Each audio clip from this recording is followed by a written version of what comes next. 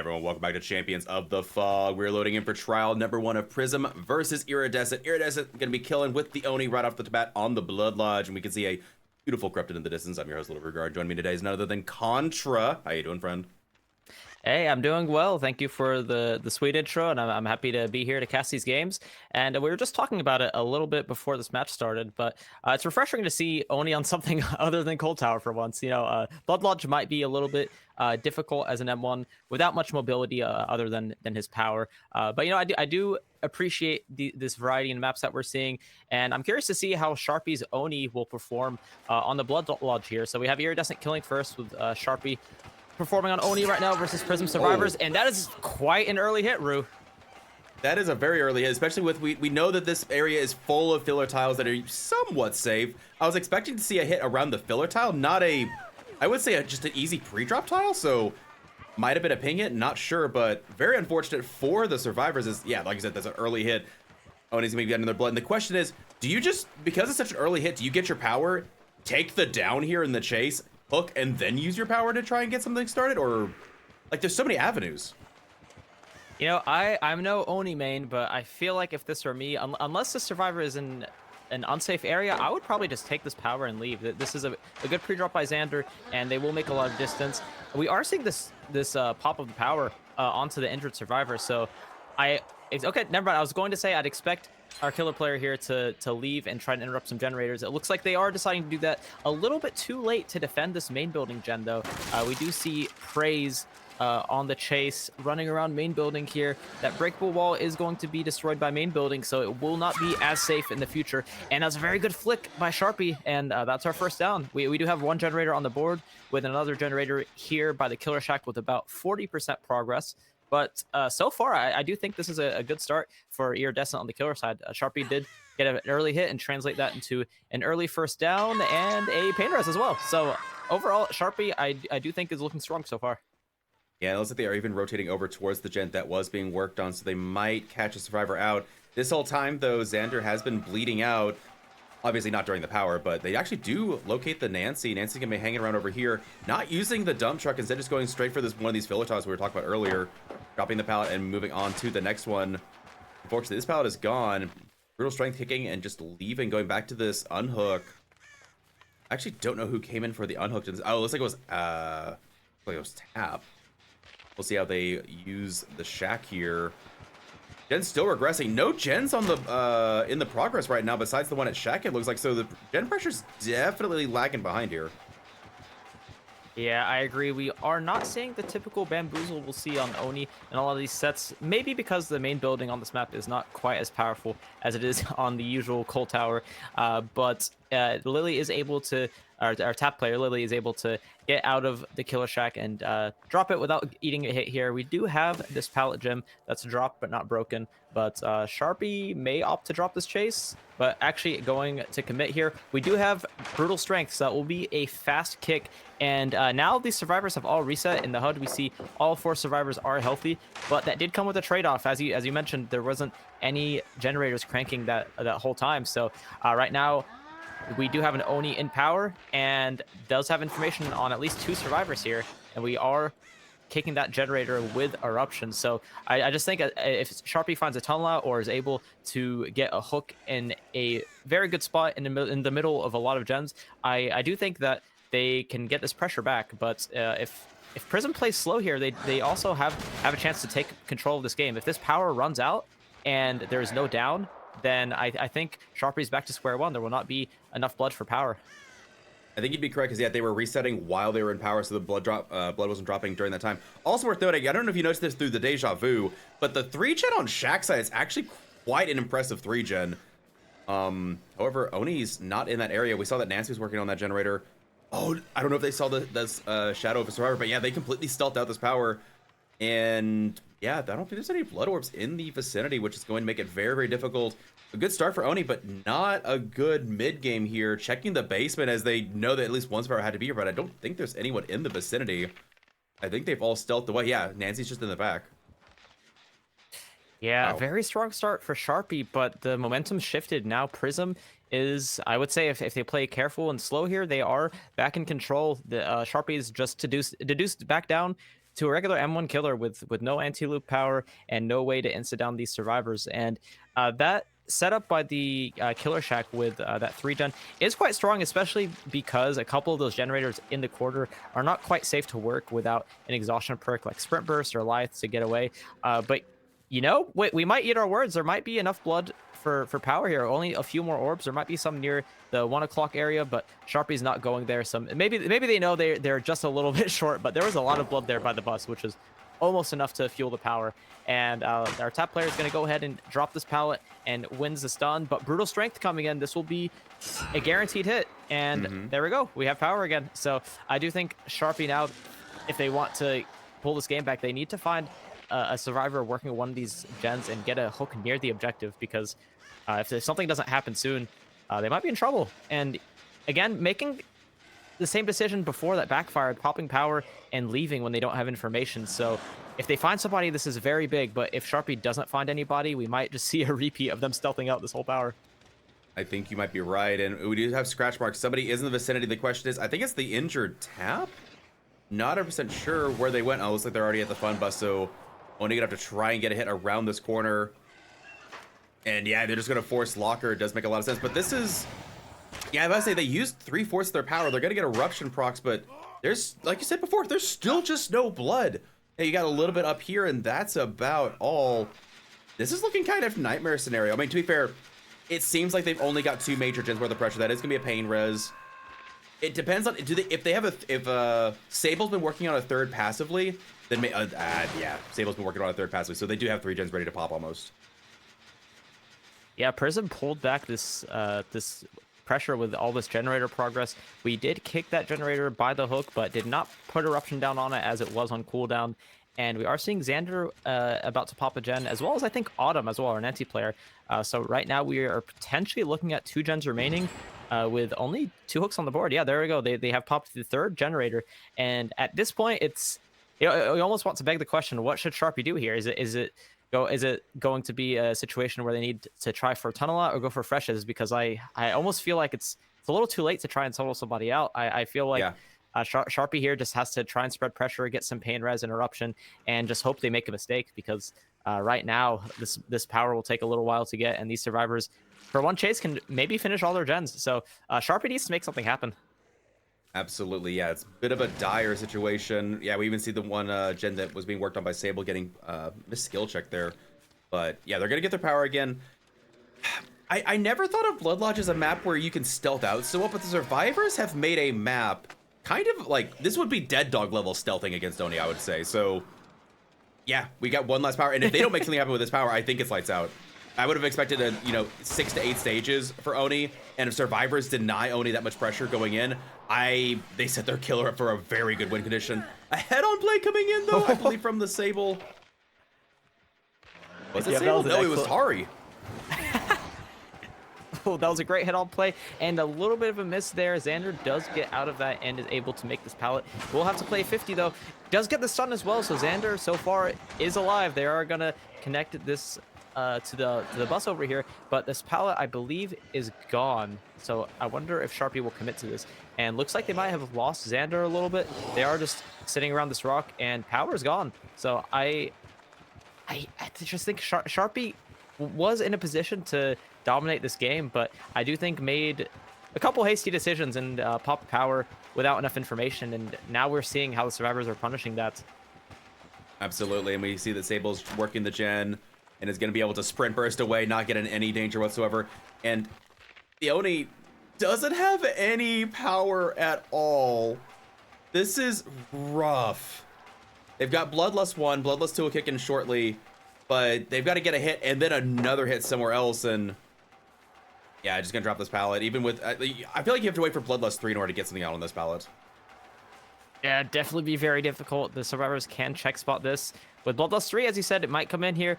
Praise does play 50 on the pallet and is going to get hit thanks to that Bloodlust 3. So this will be power relatively soon, but if they stack that last generator, then that's not enough time. I don't know if you saw, but there's actually 2 separate generators being worked on, and Tap has a more progressed one than Nancy. Yeah, it's already done. Oh, no. Yes, this is rough for Sharpie.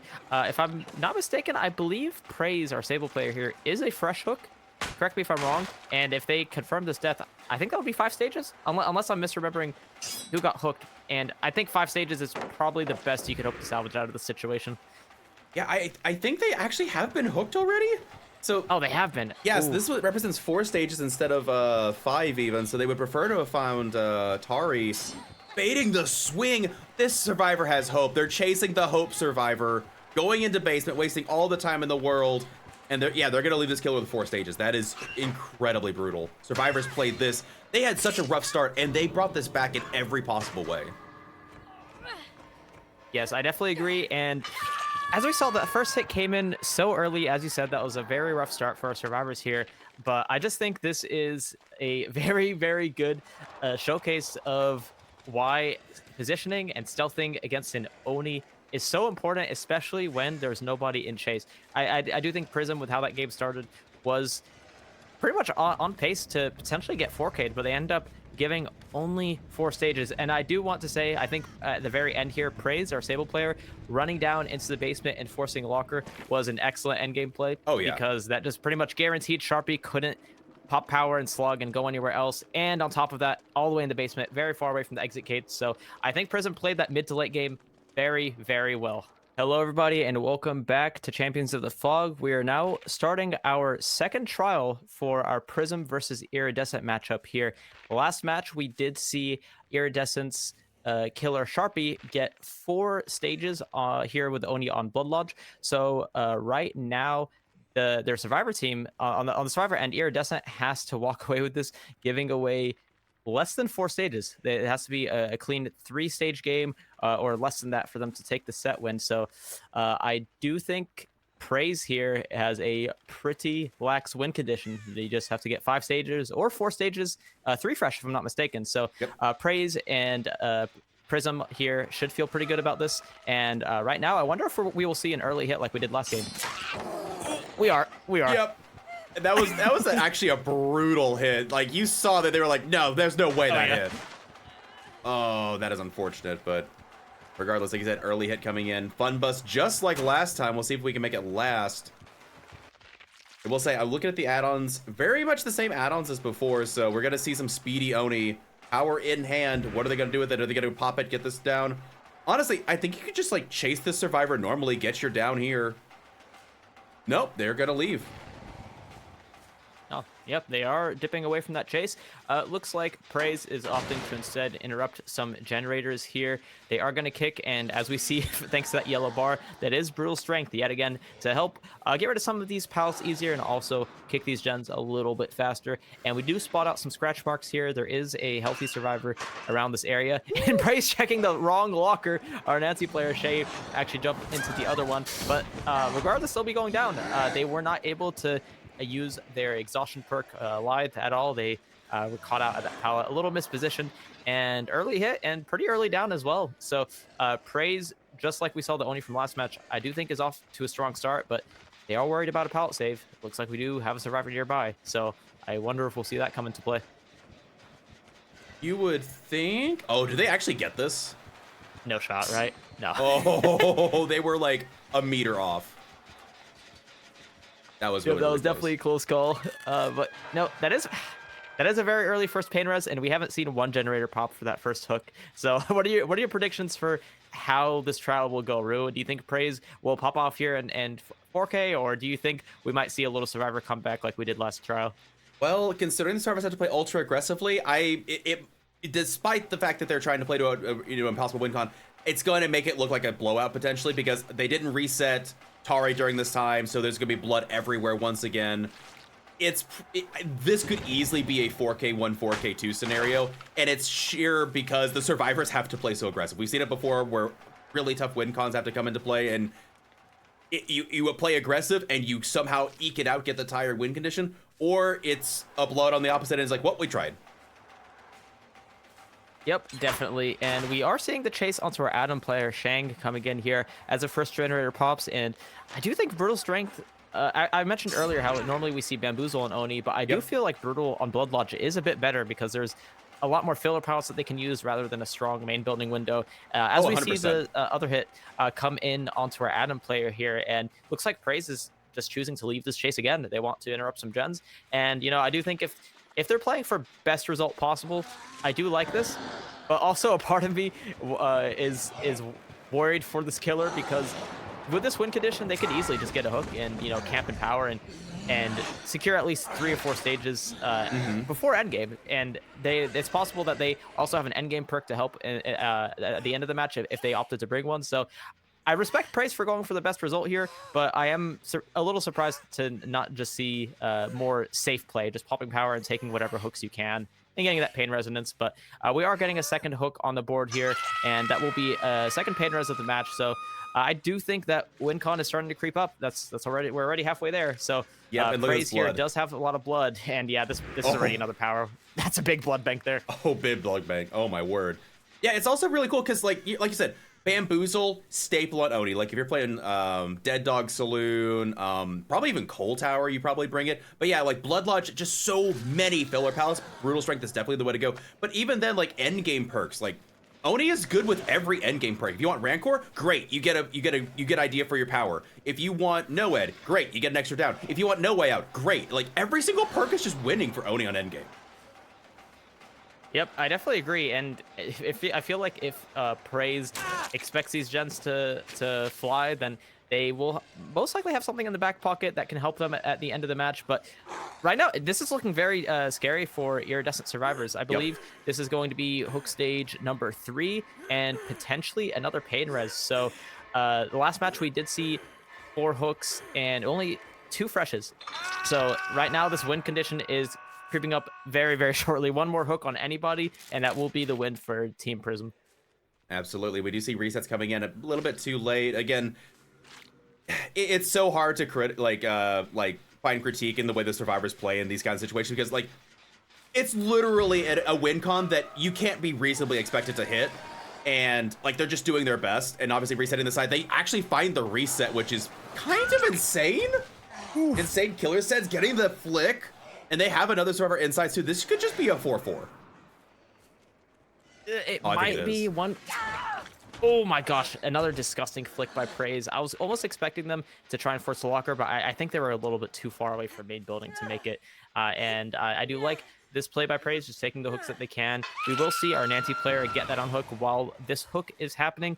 But yeah, I definitely agree with you. I mean, we are seeing a very unfortunate series of events happening for these survivors, but like you said, they do have to play in a pretty unusual manner to meet a win con like this. I just feel like a 4-stage game is so hard, especially if that first hit came in so early.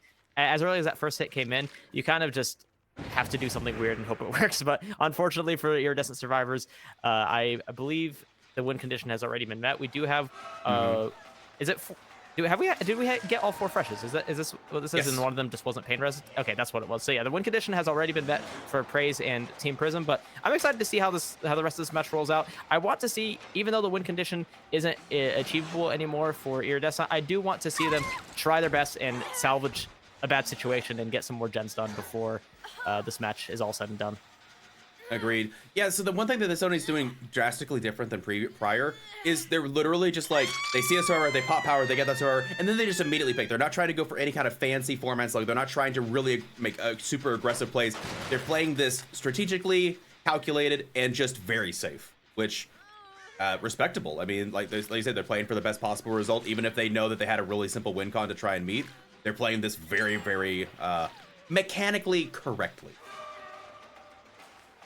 Yep, I definitely agree. Especially some of those flicks that Praise hit here were very impressive. I was kind of surprised to see some of those land because they were just so unexpected. I don't expect people to go for things like this on those kind of structures where survivors might be able to flare. But Praise did a great job at getting that flick angle right and predicting what the survivors are doing. And right now, I think Praise has a little bit of tunnel vision. They do want to try and confirm Shay dies on this hook, or at the very least, they don't get this unhook for free.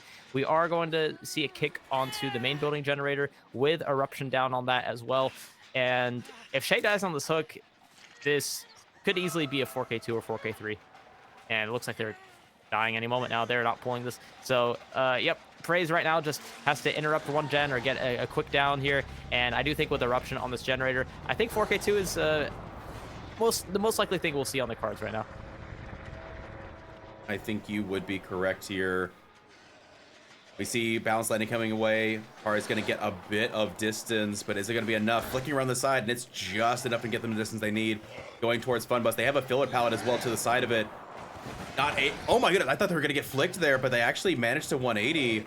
And that's two separate gens going at the same time. So that's actually going to be a 4K1 potentially. Or Survivors pull this back and get some stages. You know what, Rue, you're right. I thought they were stacking a generator, but yeah, they were splitting that. So this is already 4 generators completed, and with an early hit like that, it's always what is happening here? He's getting turned around. Also, that's a 5th gen. Look at that.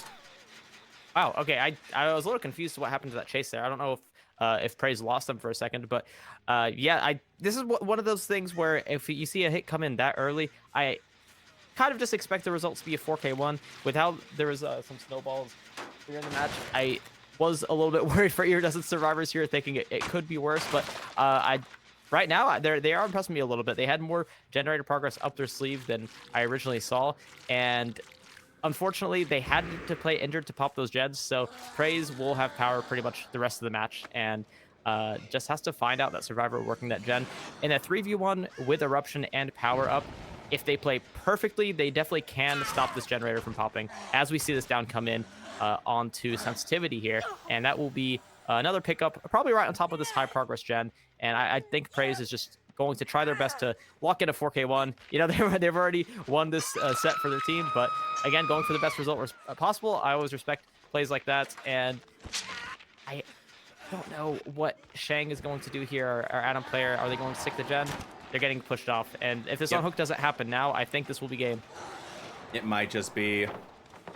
Yeah, I would have liked to see what this game would have been like if there wasn't a crazy difficult win con to be met, but right, yeah, unhook does come in, so the Oni go to the wrong area. But again, all these servers are injured at the moment. I think we're in that final doom cycle of like, okay, Survivors are like, okay, we can't afford not to give him his power. Just try and stealth it out, deal with it. Oh, unfortunate slow vault coming in for Adam, and that is going to be with their second hook coming in. Are they going to be doubling up on this generator? No, nobody's on a gen. Okay, looks like Platis just now getting back around to getting to it, but yeah, this Doom loop is looking more like a 4K1 now. I definitely agree. I think our caught-up player should not be worrying about that generator right now, so close to where the action was. I do like that we are seeing the Tory player here staying bot side and setting up for this pool in case the killer leaves. And now Claudette, I think, is in a much better position, working a generator far away from the hook, and that way the Iridescent Survivors can get something out of the situation no matter what happens. If this killer goes over to interrupt that generator at about here at 2-3 o'clock, then the other survivor can get the unhook, and if the killer camps it, then they might pop this generator. So Praise is trying to find a balance of camping but also extending out and pressuring this generator to stop it from getting completed, and they do predict that the survivor will unhook now since they've extended so far to topside. Is Tori going to unhook this? They actually didn't run in for it. I was fully expecting them to unhook when Praise went full topside, but it could be that Iridescent Survivors thought that was a bait, so the Tori player didn't show herself, but they were actually stealthing right by the hook, just out of sight. So very well played by Iridescent there, making sure they got that unhook safely and not getting slugged by the hook. So well played there, but Praise does find it down here onto our Claudette, and that will be another hook for her, which will be stage 2. Yep, and right now, I do think these generators that they're pressuring are optimal. They're doing the 2 that are furthest away from each other, and as long as we don't see a slug play here, if they use lockers and deny power slugging, I do think this last generator getting done is possible, but it could definitely go either way. Yeah, I think you're right. I think this last gen could be finished here potentially, but it's going to be a bit of a tough ask now. Yeah, it's hard to say. Hard to say. Oh, it looks like Tari is going to be found out, though. Be heading into main building, not vaulting, holding steady, holding patient. And do you think Adam's going to go, like, work on the gen right now? Or are they going to, you know, go try to get an unhook here? Like, what's the solution? I don't know if there is one. I don't think that generator was high enough progress for Adam to stick it, but if Tori has a bit of a chase here, I didn't know that there was still many resources up here, but she does have a filler palette. I do think if She has a little bit of a chase here, just dives full corner. Adam might get it to confirm her 4K0. That generator did have a lot of progress, and I think at this point, he might just pop it. That might have been just enough time. He's fully sticking that generator. We are going to see Praise pop power, and I think they've caught on to what Iridescent survivors are doing. They're going straight to that generator, and Adam has just enough time to pop it. So very good death spot by our Tori player there, and looks like this will wrap up to be a 4K0 unless Shang does some crazy stealth maneuver here, and I think They they're got going to fixated. Try, they might. hey, you know, everybody on my team makes fun of me for it, but I always call fixated the best perk in the game, man. You can stay around for pallet saves with a sprint burst and help your team a lot easier. You can stealth out and walk behind rocks and not get found. It's just such a good utility perk, and Shang is actually hiding behind this rock here, so we might see them play for hatch or an exit gate here, but we'll just have to see if they get found. I actually don't think Praise saw them, but they're going to see those scratch marks now. Yeah, they're going to see the scratch marks. But the power's out now. If you can, you know, if you can chase for like 3 minutes, you can bleed out, but yeah. Dude, Fixated's so good, but oh, it's not going to matter. Oh my word, what is... Oh, okay, I've never seen that before. That's interesting looking. I thought it was just a Wraith exclusive bug. Wraith cosmetic. But... No, behavior has extended the love to more killers, so we see the Oni get that as well. And, you know, I don't know why. I thought Praise had Eruption earlier. I may have said they have Eruption earlier. They definitely did not. We have seen a full build with Corrupt as well as Brutal Strength, Pain Resonance, and now no Ed, so no Eruption. I do think Praise here, because they got such an early hit, Eruption would have definitely been more valuable, but playing for this win condition, I think this was a very good and safe build bring no Ed to confirm those endgame hooks. But well played to both these teams. It looks like this first set will go to Team Prism here, so they will be taking this Oni set, and next one will be Doctor, which we'll be seeing on the Coal Tower, on Coal Tower 1. So all right, everyone, welcome back to Champions of the Fog. We're loading in for trial number 3 on the Coal Tower 1, the OG Coal Tower. Gonna be the Doctor, which, okay, be honest, how many times have you seen Doctor on Coal Tower? Because I feel like I've been seeing it almost since this game has existed. Okay, most leagues, I want to say like 90% of the time I see Doctor played, it is on Wretched Shop, but the last few months I have seen it a few times on Coal Tower. We are seeing our head-on come in onto Xander here. It looks like our Claudette player was maybe a little bit paranoid about them checking that locker, so they are playing it nice and safe, but I do think maybe got caught out a little bit here, and they are going to be taking that early first hit. We do see Bloodlust after that tag, so we know that Xander is rocking the iconic Rapid Brutality on the Doctor, and I always feel like it's worth bringing up every time we see this perk. Doctor doesn't utilize Bloodlust very much because of how the shock cancels it, and this is also a very good perk to mitigate hit tanking. So very strong anti-loop on Doctor, and that's an early first down. So something that really... no pun intended, shocks me, if you will.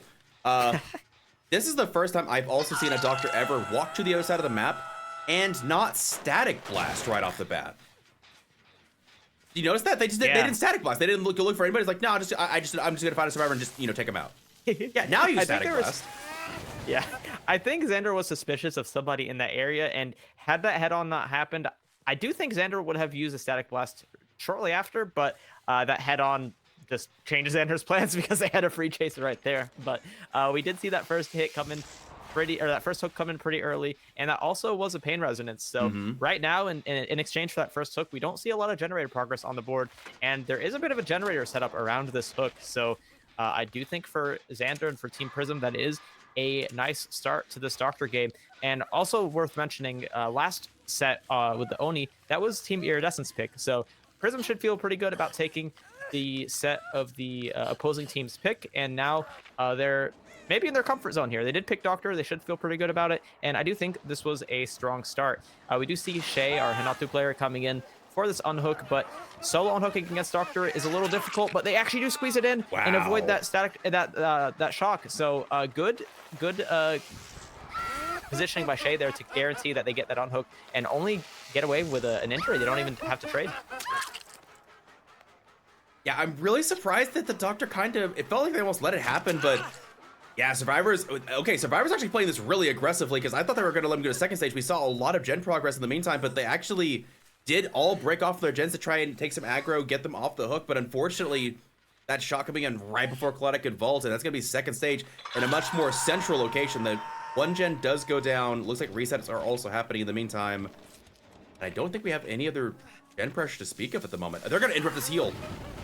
Oh my word, they know where everybody is. This is brutal. And that is going to be an interruption on the heal with Sloppy Butcher. So that survivor, Shay, who can't do any healing actions, won't be able to heal our Adam player. And if that did interrupt this reset onto them, that did regress a little bit because of the hemorrhage status effect. So right now, Xander is in a very dominant position. And I do feel like unhooking that before stage 2, in my opinion, was the right play. But Agreed. I do think where the mistake happened was these survivors should have set 2 people over there to get a double pull in case of any situation happening where a trade happens onto a pain res. But they end up getting it for free, which is almost for free, which is even better. But this death spot is just brutal. It's in between all these gens, and it would have been a lot better for these survivors if that happened bot side. And now we just see all of them swarming the hook, and we only have 1 generator completed. So right now, these survivors are sacrificing very precious time to try and keep our Claudette player alive here. But I just really, unless there's a lot of generator progress that we don't know about, I don't think this will be enough. This down will come in pretty soon here. We don't have any exhaustion perks such as Lithe or Sprint Burst, and Claudette will be going down again. That was a fast redown. So all the other 3 survivors are injured, and we do have Sloppy Butcher in play. So Team Prism and Xander here on the killer are shaping up to get a pretty strong killer result here, in my opinion.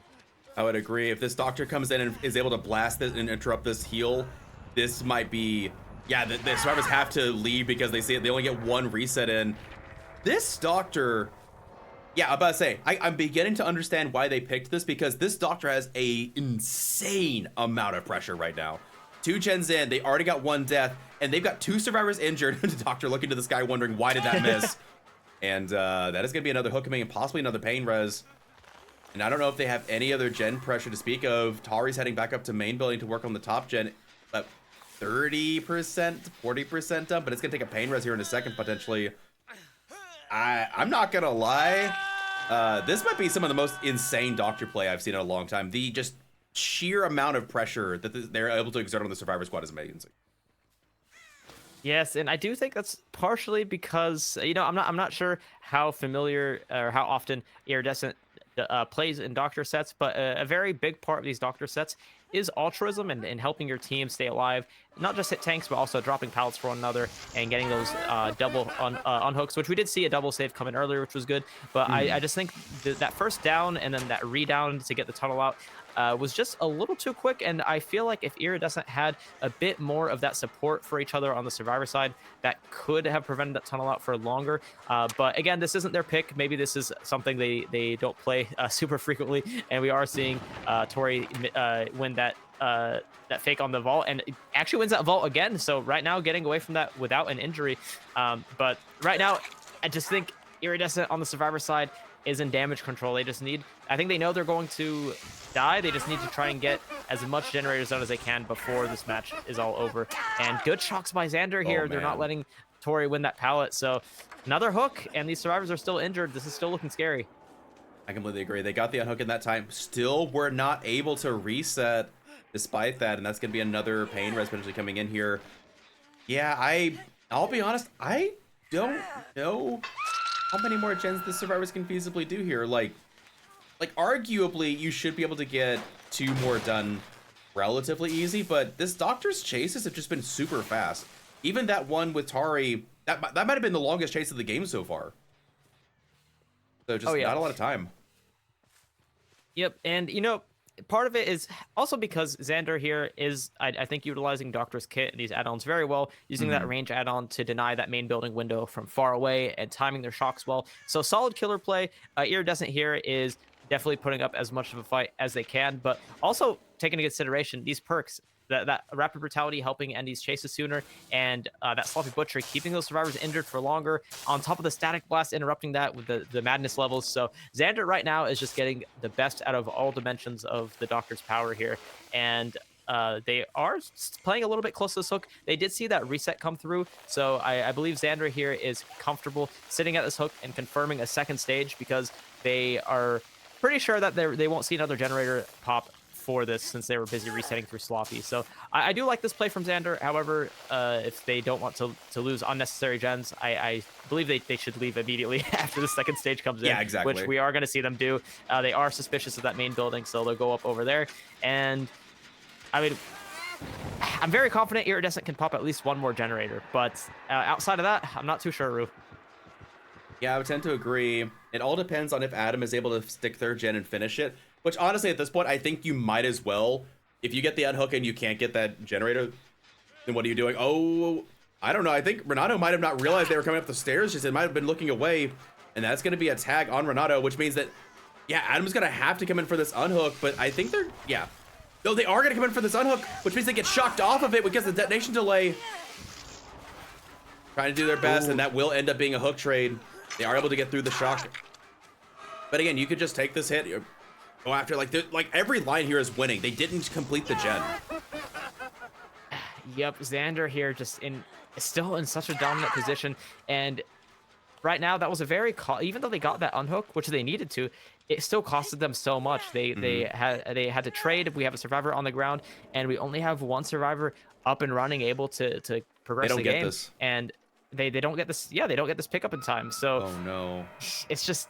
Oh, I do think that was a little bit of a mistake there. As soon as our Adam player saw that they weren't able to get that unhook without going down, I feel as though the best play would have been to just take that hit and leave, because now this just snowballed the game. I do think it was, at this point, this game was already very difficult for Iridescent, but that might have been the last nail in the coffin.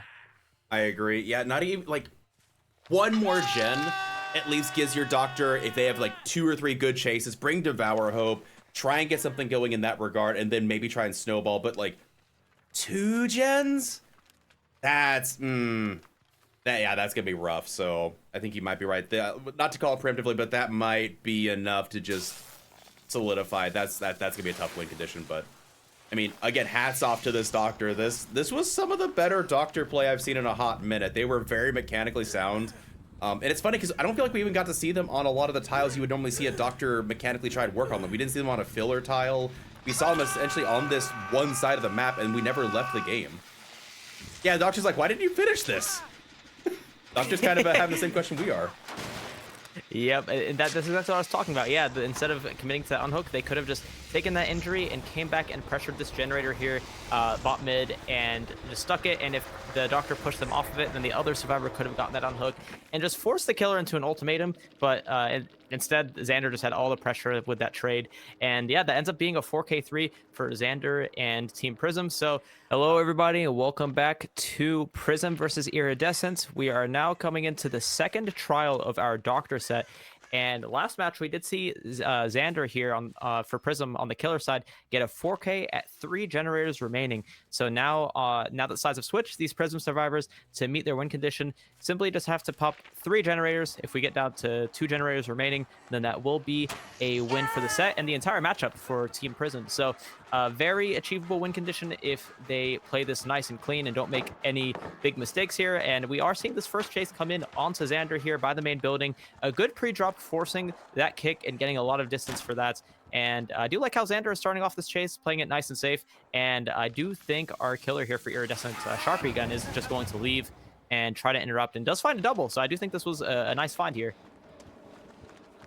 I do believe you're correct. I was wondering, again, they didn't use the static blast immediately. Maybe they know something I don't, but gonna be shocking. This is what I was talking about, the filler tiles. We didn't see a chase around them initially, and that's what, like, I feel like this is where you can get the most time out of your doctor chase, because there's mind games to be had. Like, it's actually a genuine chase, and yeah, Ace playing this correctly, and it's gonna be forced towards the shack.